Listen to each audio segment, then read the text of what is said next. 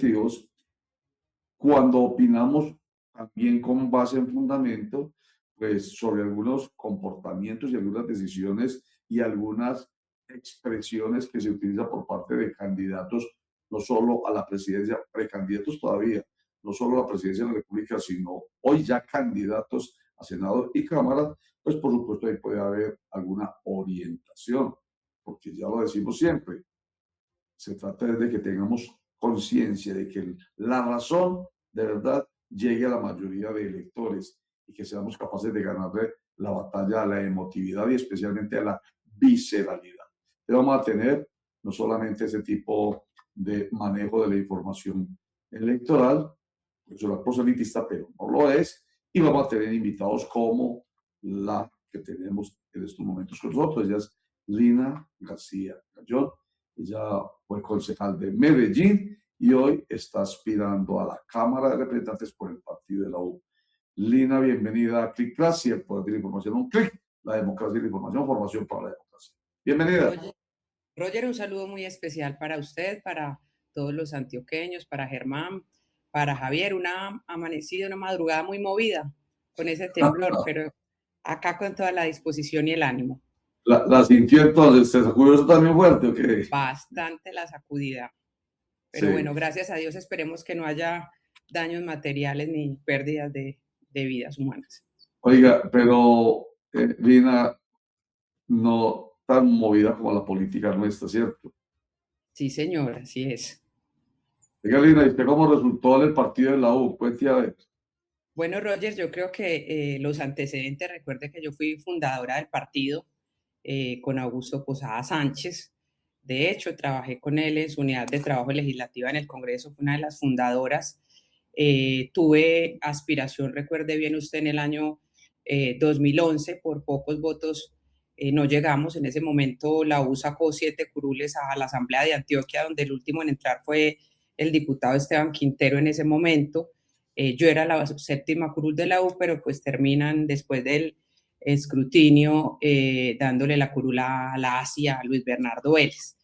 Ya de ahí, obviamente, pues trasegué en mi vida pública, no pensaba volver a la vida electoral, digámoslo así, pero las cosas del destino, yo creo que los sueños a veces se aplazan, pero uno nunca los termina ni los deja, y ahí es cuando después de ser gerente de la empresa de vivienda de Antioquia, llego al Centro Democrático y bueno, todos ya conocen esa historia.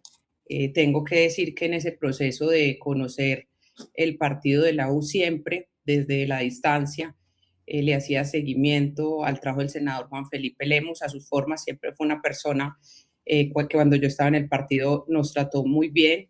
Yo creo que es un señor de exquisitas maneras públicas y privadas y eso pues le da a uno confianza para trabajar con un hombre que es juicioso, con un hombre que es estudioso, que le gusta dar los debates y hacer la oposición desde la argumentación. Entonces, primero, creo que hay una afinidad muy grande en las formas, en las maneras, en lo que usted decía, la visceralidad que hoy, que pesar ocupa y ataca personas, campañas, procesos, es algo que gracias a Dios yo no encuentro en un hombre como Juan Felipe Lemos. Y ojo que eso no quiere decir que las personas no tengan carácter, es un hombre, repito, con argumentos, lo vimos ayer en el hundimiento de la ley de financiamiento, de la reforma tributaria, un hombre que estudia, un hombre que tiene un liderazgo regional importantísimo, un equipo que lleva 16 años ininterrumpidos en el Congreso. Roger, dígame, ¿qué congresista antioqueño recuerda usted que haya durado 4 periodos ininterrumpidos y con el favor de Dios 5 en el Congreso de la República? Y eso solo se hace con resultados, con constancia, con trabajo. Entonces, llegamos allí por esa afinidad y algunos amigos del pasado que nos volvieron a juntar. Entonces vuelve a casa. Eso es lo que queda claro, porque yo cuando le hago la pregunta es porque la tengo a usted en el Partido Centro Democrático cuando fue concejal, que al final no fue pues lamentablemente hay que decirlo así, no fue una experiencia muy grata para usted a propósito de esas visceralidades y esos odios de que fueron, hay que decirlo, las mujeres, usted, Natalie Vélez y María Paulina Aguinaga, fueron objeto lamentablemente de persecución por algunos de sus colegas de bancada del Partido Centro Democrático. Pero bueno, ya está entonces en el camino al Congreso de la República, especialmente a la Cámara Baja, Cámara de Representantes, en fórmula con Juan Felipe Lemos. Pero vamos a hablar mucho no solamente ahora con usted, sino con los que invitemos acá, de cosas que realmente les sirvan a los, en este caso, antioqueños, porque usted sería representante de los antioqueños.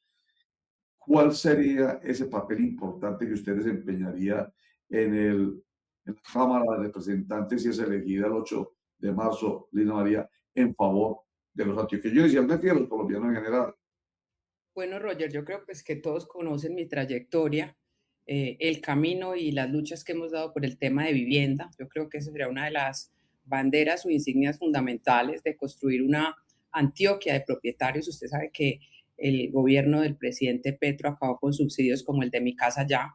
Retrocedimos probablemente 30 años en políticas públicas habitacionales y hay que retomar la posibilidad del acceso real a la vivienda. También, pues, de la mano de ese tema, pegaremos uno que es muy importante y que tiene que ver con el costo de vida en Medellín y el área metropolitana. Usted sabe que los arriendos están disparados, incluso algunos dolarizados, y se empiezan a ver unos desplazamientos de los locales, de los residentes a otros municipios porque no pueden sostener el nivel de vida en los servicios públicos, en los arrendamientos, incluso para visitar ya un restaurante, pues tienen que mirar cuáles son los precios que se han disparado a través del turismo. Con esto no quiere decir que yo esté en contra del turismo, pero sí creo que tienen que haber unas reglamentaciones para que haya un turismo responsable en la ciudad, hayan inversiones importantes, pero también para que se reglamenten algunos temas. Acá un extranjero viene y puede comprar 4, 5, 10 inmuebles, los que quiera y no tiene ningún problema. Nosotros cuando vamos a otros países como Estados Unidos, pues tenemos un montón de restricciones, entonces sí creo que debe haber reglamentaciones de ese tema, de las plataformas de rentas cortas, tiene que haber un trabajo muy serio para que los desplazados por el turismo, por fenómenos como la gentrificación y la turistificación, no sean los antioqueños y no sean los medellinenses. Y ojo, que no es un caso solo de Medellín y su área metropolitana. Ya en Jericó también lo están viviendo, me lo comentaban hace algunos días que estuvimos de gira. Usted sabe además que yo me he dado batallas importantes en temas como las estafas inmobiliarias, los edificios enfermos, no serán pues temas menores porque es un cáncer desafortunado que sucede en el resto del país, pero también me he caracterizado por ser una mujer que hace la política de manera integral. Hay que ponerle la lupa a la salud de los antioqueños, los medicamentos a tiempo, la atención a tiempo. Estamos en una crisis dramática y la salud no es solo un derecho fundamental, sino que es una obligación del Estado. Y también desde el Consejo lo hice con la tasa pro deporte, saben que soy ciclista aficionada, que soy buzo. Entonces, también el tema de los cortes de presupuesto del Gobierno Nacional al deporte han sido catastróficos y ahí están las bases y las semillas para el deporte antioqueño y el deporte colombiano, el cual necesita más apoyo y soporte. Y no menos importante, sino que es un tema que yo creo que tenemos que empezar a hablar, ojalá todos los candidatos y que se vuelva un tema generalizado, es el del bienestar animal y la conservación de los océanos, que es un tema al cual me he dedicado como voluntaria a través de organizaciones como Corales de Paz. Entonces yo creo que lo importante será entender el momento país, la lógica que se vaya viviendo para ir trabajando los temas. Y sello con este que creería yo que es uno de los más importantes, la seguridad en todo el departamento de Antioquia. Ya hemos visto lo que de manera desafortunada viene pasando, lo que pasó en el peaje, lo que ha pasado en municipios como Amalfi, como Andes, que tiene que ser una prioridad real y fundamental de todos los gobiernos en conjunción, gobierno nacional, departamental y local, pero sí se siente un abandono por parte del gobierno nacional hacia nuestra tierra en materia de seguridad. Doctora Lina, buenos días, gracias por acompañarnos. Gracias, Germán. Buenos días. Bueno, a usted la hemos visto por ahí en videos sumergida en los océanos porque le gusta el buceo y ahora se va a sumergir en un ver en general cómo es lo que ocurre en el Congreso de la República. tuvo una experiencia desagradable con temas machistas y de misoginia en el Consejo, y en el Congreso pues no va a ser menos. Temas complicados como los que usted menciona, el tema de la vivienda. Ayer hablábamos con un experto y decía, ya hay reglamentación, ya hay leyes, lo que hace falta es que se apliquen. ¿Usted cree que, hablando específicamente de ese tema, de la gentrificación, de todos esos temas que tienen que ver con el turismo también, usted cree que se necesitan normas más fuertes, otras medidas adicionales a las que ya existen para hacerle frente al asunto? Por supuesto, yo creo que es un tema que desafortunadamente acá nosotros no le estamos poniendo la importancia que merece y estamos a puertas de vivir una especie de burbuja como lo hizo Barcelona con sus locales que les tocó desplazarse. Hay que reglamentarlo, hay que tener normas más fuertes. No quiere, repito, decir eso que nosotros no vamos a estar insistiendo en que Medellín sea un referente mundial y que haya turismo, pero ese turismo responsable y ese turismo que realmente sí le dejas cosas positivas a la ciudad. Hay que trabajar en robustecer digamos, colocar un poco más fuertes para que no suene a contra, endurecer un poquito las normas de cómo se viene manejando el mercado turístico en la ciudad y que eso, repito, permita tener unos alivios o unos beneficios para los locales. Entonces, no es en contra del gremio del turismo, sino es en favor de los locales, poniendo también unos beneficios para que pues ellos puedan tener una calidad de vida y no tengan que ser desplazados ni por el turismo ni por el desarrollo, que también es un tema que yo lo hablaba en el Consejo de Medellín y que para eso pues acá hay una política pública de moradores, pero todavía le sigue faltando dientes para proteger al local, al habitante de Medellín, al nacido en Medellín, al nacido en Antioquia. Doctora Lina, frente a ese mismo caso y frente a la pregunta que le hace Germán, quisiera plantearle esta inquietud y es, ¿tendríamos que llegar, por ejemplo, a situaciones extremas como la que propone en este momento el alcalde electo de Nueva York de congelar los precios de arrendamientos y los precios de la construcción inmobiliaria? Esa es una muy buena pregunta y muy interesante porque en Nueva York es un caso de estudio en esos referentes, en esos temas. Yo creo que también el caso pues, de Medellín, de acuerdo a la construcción, nosotros somos un valle, recuerde, o un cañón más bien, y en materia topográfica no es que tengamos mucho suelo para habilitar y generar vivienda de interés social. Por eso la construcción de vivienda de interés social se ha desplazado hacia el norte del Valle de Aburrá, hacia el sur, hacia el oriente. Entonces, digamos que en materia de construcción principalmente, más que congelar las tarifas, es ver también la realidad que tiene nuestro departamento y que tiene nuestras ciudades en materia de habilitaciones de suelos y ahí sí se podría dar un gran debate de si la salida estratégica sería ese congelamiento de los arrendamientos y en el caso de la construcción principalmente, porque yo insisto, Medellín tiene un déficit de Antioquia habitacional importante, pero a veces también las condiciones de los mismos territorios le impiden a las alcaldías municipales tener proyectos potentes de vivienda porque pues obviamente necesitan los aliados. ¿Y quiénes son los aliados? El sector privado, los constructores. ¿Y quiénes son los otros aliados? El gobierno nacional en materia de subsidios, en materia de acueductos, de alcantarillados. Entonces tiene que haber una gran sinergia, pero ese será un tema pues que debatiremos en el Congreso. Yo aspiro a llegar el 20 de julio y presentar un proyecto que nos permita reformar la ley de vivienda en el país y no solo por estos temas, Javier, que usted bien advierte, sino porque también la constitución política nos hemos quedado corticos en materia de financiamiento para que de verdad la vivienda digna sea un derecho fundamental de todos los antioqueños. Doctora Lina, perdone que le recuerde su paso por el Consejo, pero lo voy a tomar como referencia para lo que le vendría a usted, le tocaría a usted en el Congreso de la República, porque a usted y a Natalie Vélez, a María Paulina Guinaga las acusaron de ser las concejalas del Centro Democrático Quinterista. Yo me acuerdo que tuvimos un debate en un programa que yo hacía en Telemedellín, usted estuvo ese día, y lo que siempre le escuchábamos decir a usted y también a María Paulina Aguinaga es, no se trata de oponerse por oponerse, sino de oponerse a cosas que sean desfavorables para la gente y que si hay proyectos de origen gubernamental que son beneficiosos para la ciudad, pues se apoyen. Dicho esto, cuando usted llegue al Congreso de la República, que esperamos que así sea, usted tiene dos escenarios. Va a estar en un gobierno que puede ser contrario de pronto a sus ideas políticas, o podría usted declararse de gobierno si el que sea presidente o presidenta sea de otro. Si el caso fuera de oposición, por ejemplo, que usted se tuviera que declarar de oposición, ¿usted aplicaría lo mismo que se aplicó en el Consejo de Medellín, es decir, oponerse a proyectos que sean perjudiciales y apoyar algunos sí, o como lo que estamos viendo ahora en el Congreso, que es una oposición que no le copia nada al gobierno actual?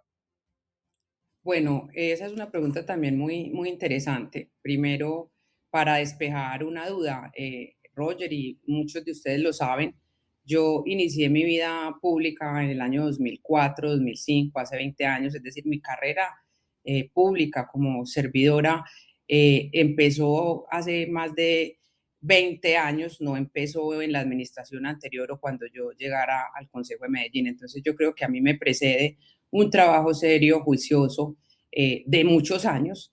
Y sí, nos tocó una batalla dura en el Consejo de Medellín, pero como se lo decía ahora, sí hay ejemplos de oposición bien ejercida y argumental en el Congreso de la República, y ese es nuestro senador Juan Felipe Lemos. Yo creo que a nosotros los argumentos nos vencen, y ahí es donde yo les decía que el ADN es muy parecido. Yo creo que hay proyectos que hay que apoyar cuando son buenos para el departamento, pero pues hay proyectos que definitivamente hay que hundir. Mire el de la ley de financiamiento. Yo creo que mi postura sería una postura de sensatez democrática, de saber cuáles son los proyectos que le sirven a el pueblo antioqueño, qué es lo que necesita y qué es lo que definitivamente no se le puede aprobar al próximo presidente, sea de derecha, sea de izquierda. Hay que hacer un trabajo bien ejercido. Por supuesto que nosotros queremos que este gobierno cambie, por supuesto que queremos la unión de todos los candidatos, ojalá presidenciales, para que haya un gobierno de centro derecha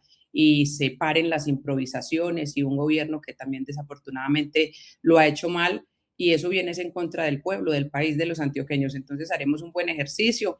Yo le digo a usted algo, y es que el tiempo siempre a uno le da la razón. Yo estuve fui ponente en el Consejo de Medellín de uno de los proyectos quizás más discutidos sobre el tema de UNE y de Millicom, la autorización con la cláusula de salida para una posible enajenación. En ese momento fue negada, estaba valorada la empresa en 3.5 billones.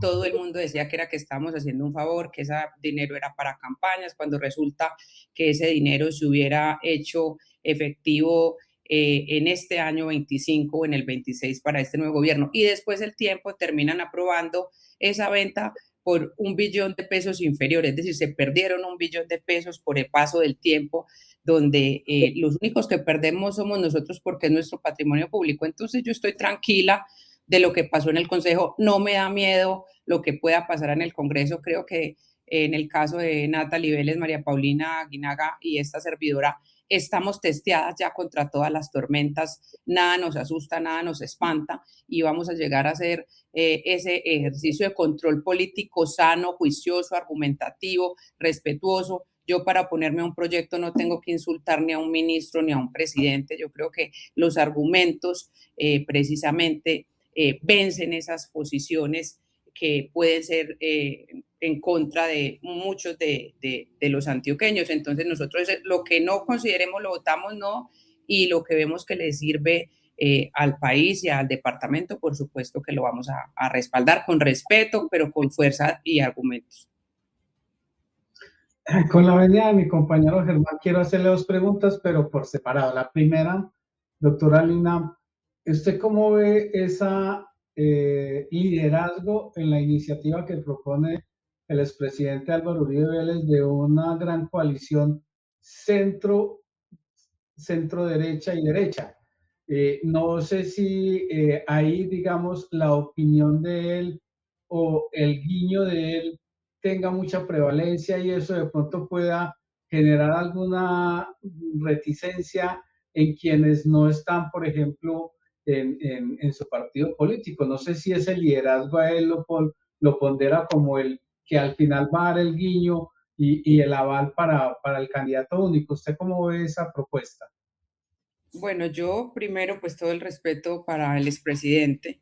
Creo que sin duda es un hombre que tiene una incidencia importante en esas decisiones nacionales, pero lo primero que tiene que resolver es el candidato de su partido, que todos sabemos que eso ha estado un poco enredado, pues no conozco ya las intimidades del Centro Democrático, sería un irresponsable, pero lo que uno ve en redes sociales es una pelea interna y unos egos que superan las ganas de el bienestar del país. Entonces, yo creo que más que la sola decisión del expresidente, que seguramente muchos la consideran, la respetan y la tienen como una herramienta, una estrategia importante para sacar una fuerza de derecha que pueda llegar a la presidencia, pues la valorarán, pero hay otros que tienen es que dejar primero los egos. Yo creo que más que provenga del presidente es que los mismos precandidatos o candidatos que hoy están en la contienda entiendan si tienen o no opciones y se puedan de verdad apalancar con otros candidatos para que logremos sacar un gobierno de centro-derecha. Pero primero están los egos. Creo que el análisis empezará fuerte en enero, cuando ya se estén definiendo más los candidatos. Yo creo que en la historia nunca habíamos visto un número tan alto de candidatos. Entonces hoy es mirar quiénes van punteando las encuestas, quiénes aceptan, porque repito, la mayor dificultad que nosotros tenemos hoy es el tema de los egos personales y no de los intereses generales del país. Doctora, y la segunda, usted también apareció en la lista negra de Federico Gutiérrez como pasó con María Paulina, porque a ella la trataron muy mal, incluso en redes sociales la maltrataron mucho debido a su disidencia del Centro Democrático. Bueno, pues la verdad, desconozco si yo estuve en la lista negra, porque yo no trabajé al interior en este tiempo ni de la administración municipal ni de la gobernación. Lo de María Paulina, lamentable, creo que en algún programa también lo hablaba con Roger, que no solo fue a los grandes representantes o concejales de los partidos, sino también a mucha gente que venía desde hace años en las administraciones y que parece ser o presuntamente existe una lista negra donde los han vetado. Yo no tengo conocimiento en mi caso, pero sí pienso que esa es una situación que no debería suceder y pasar, porque hay personas de mucho talento técnico, más allá de lo político, que venían acompañando procesos en las diferentes administraciones y que son personas que deben tener derecho de seguir trabajando y mostrando su talento. Yo creo que esas vendetas por política desafortunadas, pues tampoco le permiten al país curar sus heridas y buscar tirar para adelante. Yo lo digo y lo pongo en mi ejemplo cuando fui gerente de la empresa de vivienda de Antioquia. Muchas personas del gobierno en ese momento del exgobernador Sergio Fajardo, yo dejé que pudieran continuar en la entidad porque para mí era más la memoria histórica de la entidad, la continuidad de los proyectos para poder entregar las viviendas a los antioqueños, que un sesgo político para debilitar a las personas y a los oponentes. Entonces, lamentable ese hecho. Si estoy en la lista, pues no lo sé, pero creo que ese es el modelo de política que no se debe seguir en Antioquia. Ese es el modelo de política que no se debe seguir en Medellín, en Antioquia, en Colombia, que es la política de los odios, la política de la venganza. Y pues realmente esto, usted dice que cuando fue gerente de Viva, permitió que quienes venían de otro gobierno trabajaran, pero eso ocurrió en su administración, en muchas administraciones locales y regionales, ha ocurrido siempre y esto no se había visto, lo de la lista negra y lo de los odios contra todos aquellos que olieran un poquitico a la administración anterior. Y estoy hablando específicamente para que quede claro de esta administración de Federico Gutiérrez Zuluaga. Entonces, esa política de odio es la que de verdad debería desaparecer de la faz de nuestro país. Y ahí me lleva entonces a la pregunta de centro-derecha. Hemos hablado mucho del centro. Sergio Fajardo, ya que usted lo menciona, ha venido hablando de no queremos extremos. no queremos los odios, las ofensas, los insultos de los extremos. En todas partes, de todas maneras, hay odios también en el centro, pero el centro supuestamente se aleja de la polarización, que es la que ha llevado a tanta gente a comportarse de esa manera tan ominosa. Entonces la pregunta tiene que ver con lo que usted ha venido diciendo, un gobierno de centro derecha. Ese gobierno de centro derecha, ¿de dónde va y hasta dónde va? Y lo pregunto casi que pidiéndole un límite para poder entender, porque el expresidente Álvaro Uribe Vélez hablaba de una mega alianza que vaya desde la centro derecha, que es Sergio Fajardo, hasta la extrema derecha, que es Abelardo de la Espriella. Entonces, vuelvo y le pregunto, Lina María García Gañán, esa centro derecha que debería llegar al gobierno, ¿dónde está? ¿Quiénes la representan? Bueno, yo creo que usted un poco se respondió ahí la pregunta. El expresidente Uribe lanza pues una propuesta donde claramente habla de esos dos extremos, pero ya el doctor Sergio Fajardo claramente y puntualmente salió a decir que él no haría alianzas con el doctor Abelardo de la Espriella. Entonces, yo creo que queda ahí ya vetada por parte del candidato presidencial Fajardo esa posibilidad. Creo que tendría que ser de ahí para arriba, donde está David Luna, donde está Oviedo, donde está el doctor Aníbal Gaviria, hacia la derecha. Lo que no podemos perder de vista, insisto, si los egos superan las aspiraciones, no vamos a lograr el objetivo de poder cambiar este gobierno. Esa es una gran reflexión personal que tendrán que hacer todos los candidatos. Desconozco los fundamentos personales o políticos del doctor Sergio para ser tajante pues en esta propuesta, pero lamentable que no se puedan conciliar cuando lo que necesitamos es consolidación y conciliación para lograr un gobierno de derecha. Y pero va hasta allá, hasta tan el extremo, hasta Abelardo de la Espriella.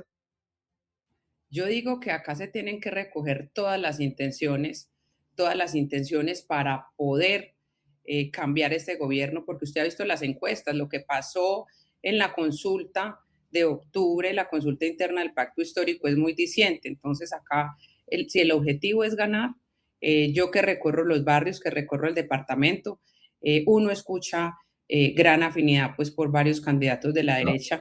Entonces creo que hasta ese espectro podría llegar. Pero tiene un nombre, el nombre de usted, aspirante a la Cámara, candidata a la Cámara de Representantes, Juan Felipe Lemos, candidato al Senado de la República, tienen un nombre que van a respaldar. ¿Cuál es el nombre? Bueno, le cuento y eso es importante hacer la claridad. Primero, la decisión no se ha tomado, el partido fue claro, ya hubo un comunicado de prensa cuando empezaron esos rumores de que otros candidatos de otras vertientes políticas estaban solicitando avales, es que el partido no va a tomar decisiones hasta después del 8 de marzo en a quién respalda. Entonces, en este momento no hay una directriz del partido y yo obviamente acataré las decisiones que mi senador a bien tenga tomar y las respaldaremos de manera contundente. Entonces estamos en ese análisis, Rocha. Sí, Gallón. Vamos, Germán, una última pregunta que ya tenemos invitado y tendremos otra oportunidad posteriormente para seguir conversando con Lina. Nos interesa hacer un ejercicio con todos los candidatos, bueno, no con todos, son demasiados, ni siquiera con los que van al Ejecutivo, que como lo dijo Lina al principio, son tantos que históricamente eso no se había visto, eso es sui generis, pero muchos más son los aspirantes a Senado y Cámara, son más de 3.000, de acuerdo con la Registraduría Nacional de Estados Unidos. Entonces, yo me despido, Lina, agradeciéndole mucho, la dejo para que termine este segmento con usted, a Germán. Muchas gracias, Lina María. Muchas gracias, Roger. La última pregunta, doctora, para dejarla ir, sabemos que tiene compromisos. El caso hipotético que le planteaba hace un momento, en caso de que llegue un gobierno de izquierda nuevamente, Iván Cepeda, supongamos, ¿cómo haría usted desde el Congreso para tender lazos entre ese gobierno y los gobernantes locales, gobernador de Antioquia, alcalde de Medellín? porque sabemos que ha sido un tire y afloje de ambas partes, ninguno cede, y eso ha afectado, bien, obviamente afecta a la región, a la ciudad, al departamento. Bueno, Germán, esa es una pregunta difícil porque, insisto, yo no conozco al doctor Iván Cepeda, no sé cuáles son sus, digamos, intereses en restablecer relaciones con unos gobiernos claramente territoriales que no están en contra. Yo creo que tiene que haber primero grandeza del gobernante, sea de derecha o de izquierda, para gobernar para todos. Es que precisamente cuando se elige un presidente, se elige no solo para los que lo votaron, sino también para los que no votaron. Yo creo que ese será un trabajo de la mano de nuestro senador, un hombre más experimentado, para lograr que se zanjen esas fisuras, esas fracturas que hay, que como usted bien lo dice, solo perjudican a el departamento de Antioquia y lo hemos estado padeciendo, pero ahí tiene también que haber, le digo, prioridad de los intereses superiores de nuestro departamento por encima de los egos personales y políticos de los mandatarios. Se viene también una transición porque pues estos gobiernos, después de que acaben las elecciones del Congreso, van de salida, no sabemos quién vaya a ser el alcalde de Medellín, el gobernador de Antioquia, pero ojalá de manera mancomunada el gobernador y el alcalde se reúnan con la bancada de congresistas antioqueños. Tenemos que jalonar para el departamento en pro de todos nuestros paisanos. Entonces yo creo que es más una labor conjunta entre los gobiernos regionales, territoriales, la bancada de congresistas antioqueños y la presidencia de la República, bien sea Iván Cepeda o sea el presidente que sea, de centro, de derecha, pues siempre tendremos que estar interlocutando y hablando y tratando de restablecer las relaciones que son tan importantes para el desarrollo del futuro de nuestra región. Doctora Lina, muchísimas gracias por haber aceptado esta invitación aquí en Clickracia. Les deseamos a usted, al doctor Juan Felipe, muchos éxitos en esa campaña y los estaremos invitando frecuentemente, por supuesto. Mil gracias. Mil gracias a ustedes por la invitación. Dios los bendiga y que tengan una feliz Navidad y un feliz Año Nuevo. No se me vaya que vamos a leer el comentario que apareció ahí, que nos lo ponchó don José ya para finalizar. Luis García dice: la mejor candidata hoy para la Cámara de Representantes es la doctora Lina García por sus condiciones personales y profesionales. ¿Qué le dice usted a Luis? Muchas gracias, Luis, por tus palabras, por tu consideración, y nos tenemos que multiplicar bastante para que la gente el próximo 8 de marzo marque el logo de la coalición de Cambio Radical, la U, Salvación Nacional y Oxígeno y el número 117. Que nos acompañen el Día de la Mujer, el 8 de marzo, que me lleven en el corazón y en el tarjetón. Doctora, que le vaya muy bien en esa contienda electoral, mucha suerte y feliz Navidad también para usted. Muchas gracias. Muchas gracias y hasta luego. Dios los bendiga. Muy bien, Lina García Gañán, que hace fórmula con Juan Felipe Lemos, que es actual senador por el partido de la U. Ella, recordemos, estuvo en lo último